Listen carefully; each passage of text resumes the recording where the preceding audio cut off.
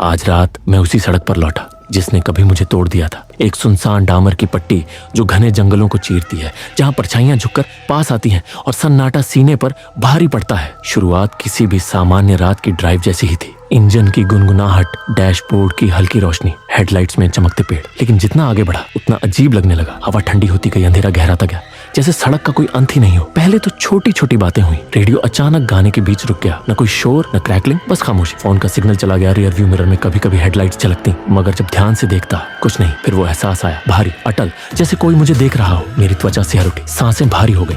मैंने स्टीयरिंग कसकर पकड़ा, खुद को समझाने की कोशिश की, मगर वो सन्नाटा जैसे जिंदा था। कार की हर आवाज, पेड़ों से आती हर सरसराहट जैसे कोई मायने रखती हो। तभी मैंने उसे सुना, हल्के मगर साफ कदमों की आहट। मेरी कार के बराबर अंधेरे में कोई भाग रहा था। पहले सोचा ये मेरे दिमाग का खेल है, पर फिर पेड़ों के बीच लपकती परछाइयां दिखी, बहुत लंबी, बहुत तेज। मैंने कार धीमी की, लेकिन अंदर की हवा और भारी हो गई, ठंडी, दम घोंटने वाली। वेंट से आती बदबू, गीली मिट्टी और सड़न जैसी। और फिर रेडियो फिर से चालू हुआ, मगर इस बार म्यूजिक नहीं, फुसफुसाहट, धीमी, सांसों जैसी। शब्द साफ नहीं, पर ऐसे जैसे कोई मेरे बिल्कुल बगल में बैठा हो। और तभी मैंने उसे देखा। सामने हेडलाइट्स की रोशनी में एक आकृति धीरे धीरे झूलती हुई, जैसे किसी का इंतजार कर रही हो। पहले लगा शायद कोई यात्री खो गया, लेकिन पास जाते ही सच्चाई ने खून जमा दिया। शरीर था, कंधे हिल रहे थे, लेकिन कॉलर के ऊपर कुछ नहीं, सिर नहीं था। मैंने ब्रेक दबा दिया, कार हिचकोले खाकर रुक गई और वो आकृति आगे बढ़ी। एक कदम, फिर दूसरा, धीमे, सोच समझकर। चेहरा नहीं था, फिर भी मुझे उसकी नजरें महसूस हो रही थी। हवा बर्फ जैसी ठंडी हो गई। मेरी सांसें शीशे पर धुंध छोड़ने लगी। हेडलाइट्स टिमटिमाई, इंजन हिचकने लगा। जैसे समय थम गया। वो मेरी कार से बस कुछ ही फीट दूर रुक गया। मेरे हाथ कांपने लगे, सीना फटने जैसा लगा। और फिर फुसफुसाहट लौट आई, लेकिन इस बार रेडियो से नहीं,